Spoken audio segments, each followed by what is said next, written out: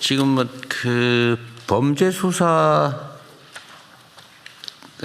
사실은 상당히 많이 밀려 있다 이런 얘기들이 있는데 일단 경찰은 상황이 좀 어때요? 저번에 제가 그 경비 인력 좀 많이 줄여서 일반 행정 인력으로 좀 전환하라고 했는데 그건 뭐 한 것 같고. 예, 한 2,000명 정도 줄여서 수사 인력을 보강을 했습니다. 그래서 경찰의 수사는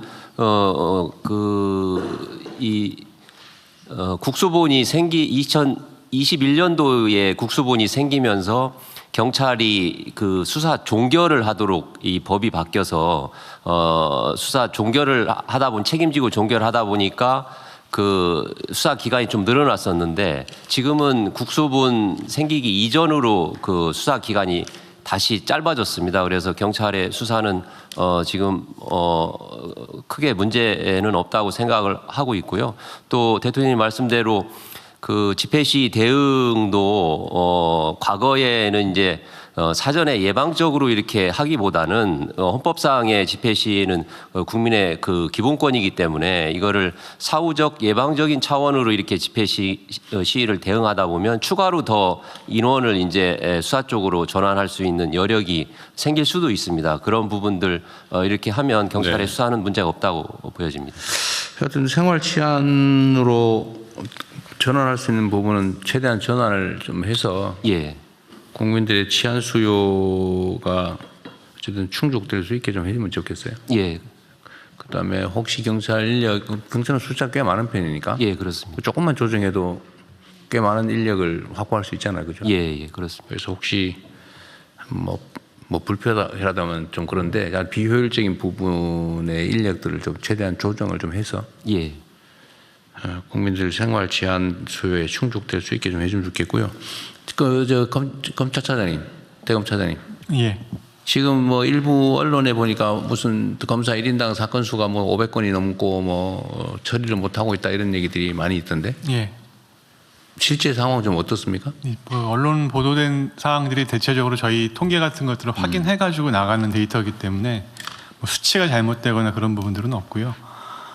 일선 청사정들이 지금 뭐 알려진 바와 같이 많이 좀 어려운 건 사실인데 저희들 나름대로는 일부 인력 배치라든지 뭐 정규활동 조정 같은 걸 통해 가지고 할 수 있는 부분 좀 해보려고는 하는데 이게 좀 많이 한계치에 좀 다다른 상황이어서 그런 쪽으로는 인력적인 문제가 좀 보강이 안 될 경우에는 좀 많이 좀 어려운 상황으로 예상이 됩니다.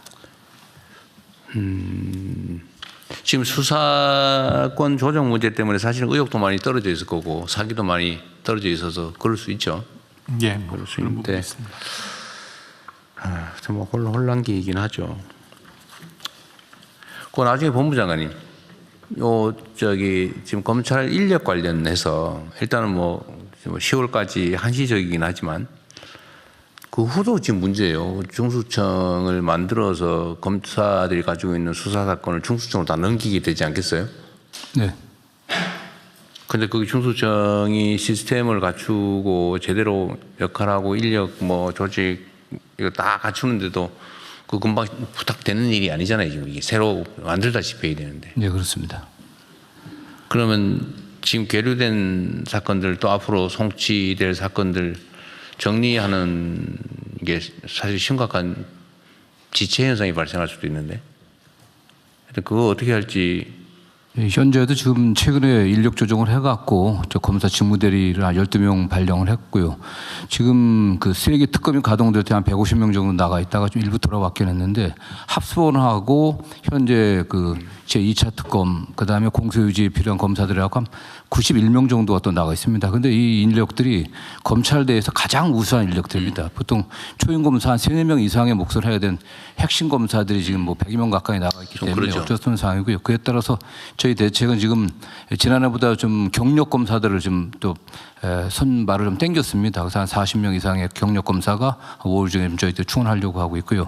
다음 일부에서 공소청, 중수청 나눠지게 되면은 공소청이 수사를 하질 않으니까 많이 대거 가야 되지 않게 인원을 줄여야 되지 않겠냐 하는데 그건 상당한 차이가 있습니다. 왜냐하면 현재 전국 그 검찰청의 인지부서가 한 42개 정도 되는데 인지만 하는 게 아닙니다. 거기도 일상적으로 대부분의 사건들이 한 이 자체 인지하는 거 건수로는 한 제가 보기엔 한 6-7% 이상 이하 정도고요. 그런데 그 인지부서에서도 대부분의 일이 사실은 송치 사건 처리입니다. 송치 사건 처리이기 때문에 현재도 뭐 99.9% 이상의 경찰 송치 사건을 처리하기 때문에 실제 공소청만으로도 인력이 이렇게 남아도는 편은 아닙니다. 예. 하여튼 그건 별도로 한번 얘기를 한번 네. 나눠보기로 하고요.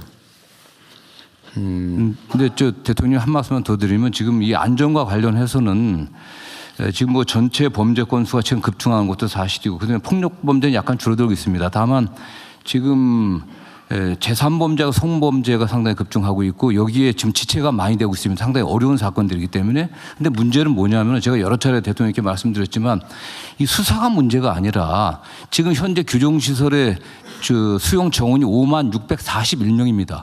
그런데 저희가 최근에 너무 과밀 수용해 갖고 가석방 규제를 좀 낮춰서 재범의 가능성이 없으면 상당 정도 가석방을 하고 있습니다. 좀 과거보다. 그럼에도 불구하고 지금 지난 어제자 1,300명이 가석방 됐는데도 63,500명 정도가 됩니다. 125% 정도 유지되고 있는데요. 지금 이 시설의 인원이 너무 열악합니다. 이게 20년 전하고 거의 비슷한 수준이기 때문에 이 재범 가능성을 떨어뜨리는 것이 국민 안전에 굉장히 중요한 문제입니다. 그런데 이런 면에서 교정과 범죄 예방에서 너무 취약한 상황입니다. 네. 하도 여러 번 얘기하셔서 귀에 딱지 안 들었어요 지금.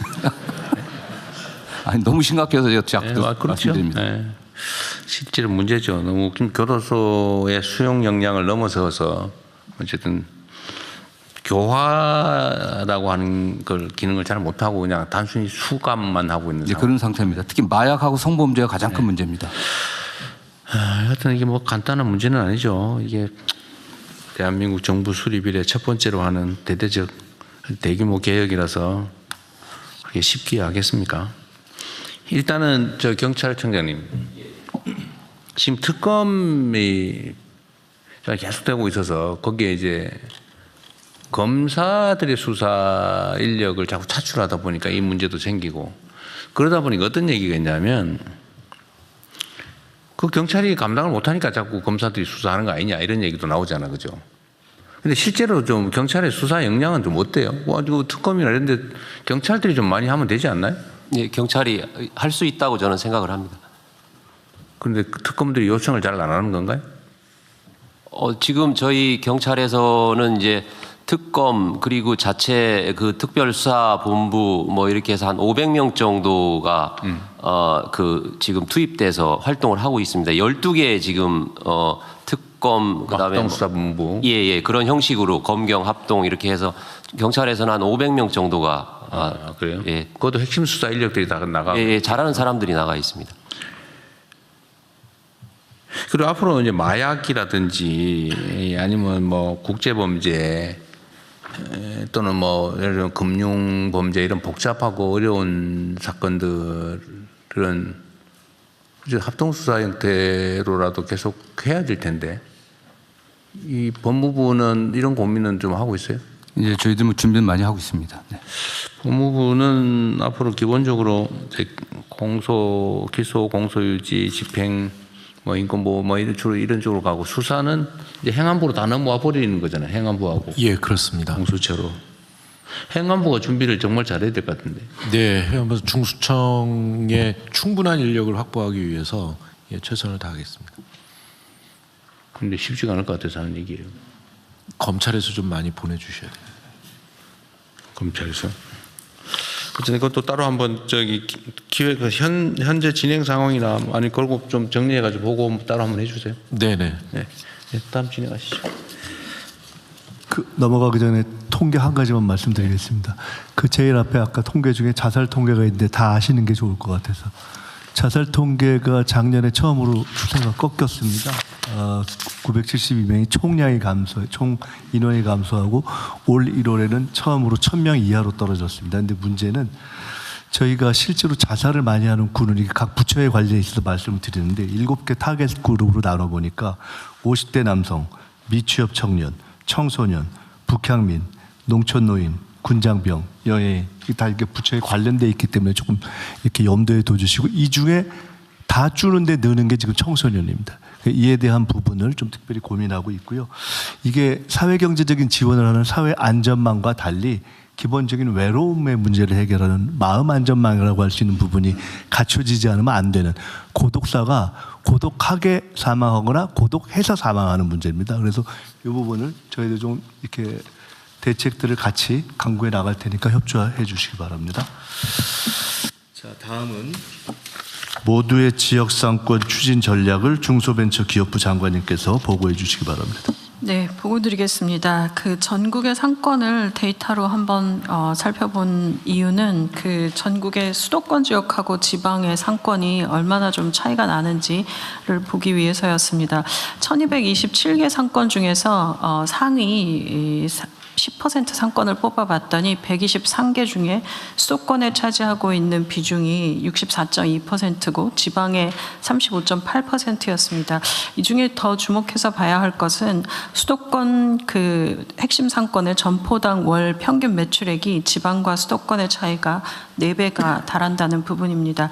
근데 지금까지의 이제 지역 상권 관련된 부분이나 시장이나 이런 정책을 푸는 데 있어서 우수한 사업 계획서들을 중심으로 하다 보니까 오히려 그 재정 자립도가 좋지 않거나 아니면 이런 부분들에 대한 지원이 좀 부족해 왔던 것이 이 부분을 더 강화시켜 오지 않았나라는 부분이 있습니다. 그럼 지역에는 기회가 없냐라고 하면 최근 청년들의 로컬 창업이 활발해지면서 일부 지역 상권에서 기회가 좀 보이는 부분들이 있습니다. 충주 관악골 같은 경우는 로컬 창업 기업이 집적되면서 유동인구가 3.6배 늘기도 했고요. 광주 재민청 같은 경우는 핵점포가 생기고 청년 창작 마을이 생겨나면서 빈점포가 감소되는 일들이 있습니다. 그래서 이런 부분에 최근에 그 생활문화 관련된 창업들을 좀 활성화시키고 온라인 유통 그리고 관광과 물려서 각 부처들이 좀 협업을 해서 상권을 살리는 방향성에 대한 논의를 했습니다.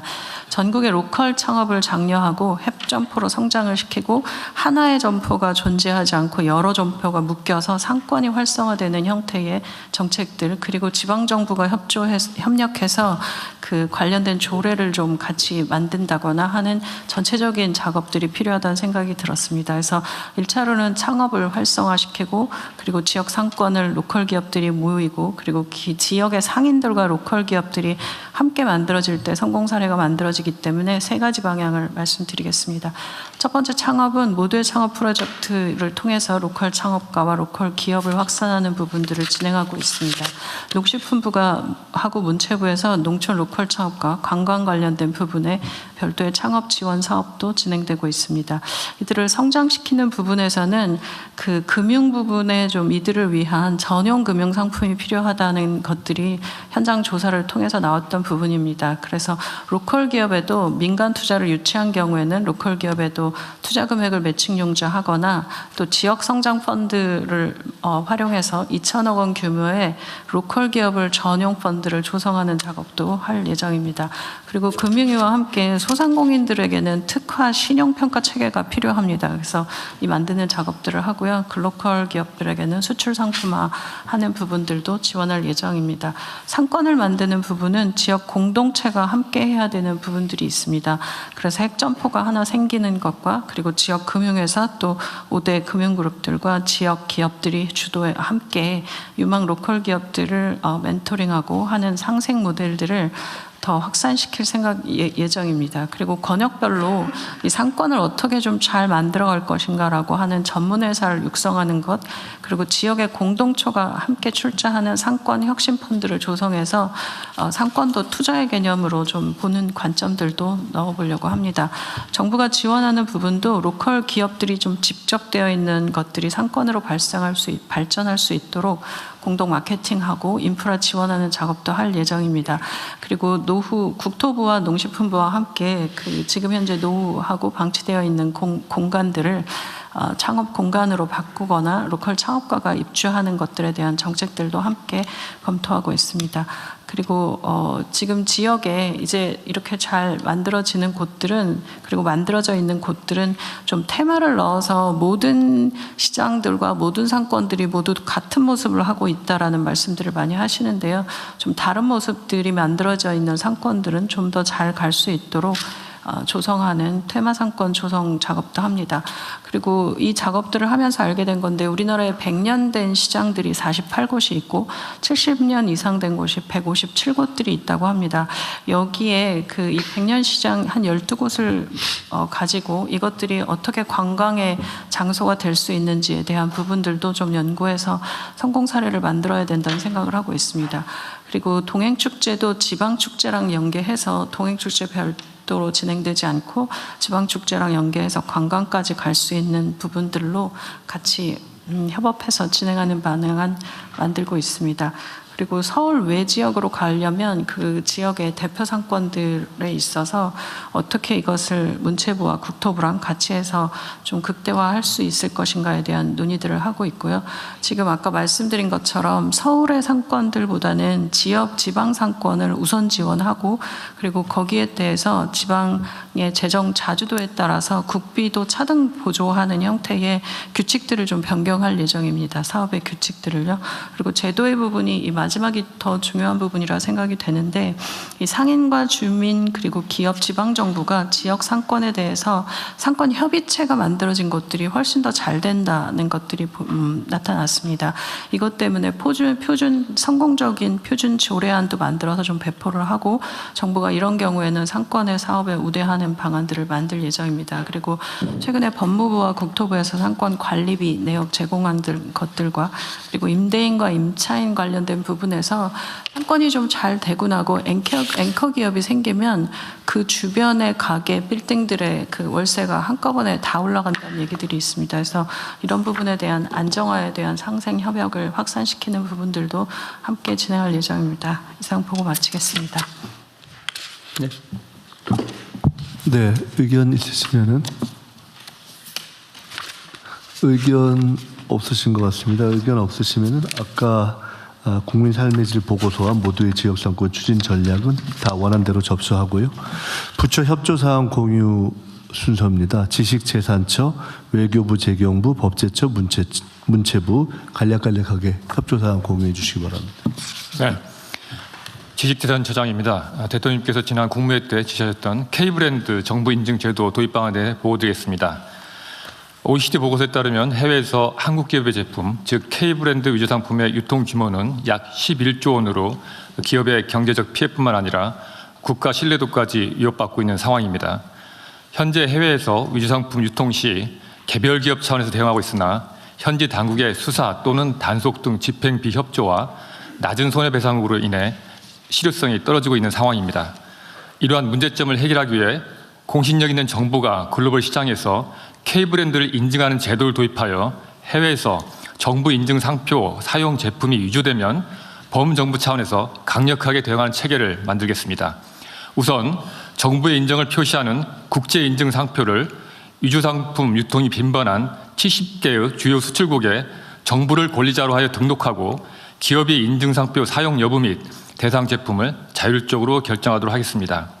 또한 인증 상표에 AI를 활용한 정품 인증 기술을 적용하여 해외에서 위조 상품 유통 여부를 모니터링하고 침해 발생 시 정부가 권리자로서 현지 당국에 수사 또는 단속 등을 직접 요구하여 책임 있는 이행을 촉구하겠습니다. 이와 관련하여 관계부처에 3가지 사항을 협조 요청드립니다. 첫 번째로 제도 시행 초기 해외 시장에서 K브랜드 인증 상표의 인지도 제고를 위한 집중적인 홍보가 무엇보다 중요합니다. 문체부 등 각 부처에서 해외 홍보 채널을 최대한 활용하여 적극 홍보해 주시고 유관기관, 민간협단체 참여도 동조해 주시기 바랍니다. 두 번째로 침해 발생 시에 각 부처의 해외 네트워크를 활용하여 수사 또는 단속 요청 등이 신속히 이행될 수 있도록 협조 바랍니다. 세 번째로 정부 인증상표의 신뢰도를 유지하면서도 기업과 각 부처의 부담을 줄이기 위해 기존 인증 기준을 활용하겠습니다. 패션 등 기존 인증 기준이 없는 경우에는 산업부 등 소관부처에서 해당 제품을 추천해 주시면 반영하도록 하고 인증 기준 충족이 어려운 중소기업과 소상공인 제품은 중기부와 협의하여 기준을 마련하겠습니다. 또한 위조상품 유통이 빈번한 국가와 협력 체계가 원활히 운영될 수 있도록 외교부, 산업부 등 각 부처의 협조도 부탁드립니다. 대한기업의 K브랜드를 짝퉁을 만들면 지구까지 추적해서라도 반드시 잡겠습니다. 이상입니다. 네, 다음으로 2027년도 무상원조 사업 정비 계획에 관해 보고 드리겠습니다. 올해 기준으로 37개의 부처, 청, 지방자치단체가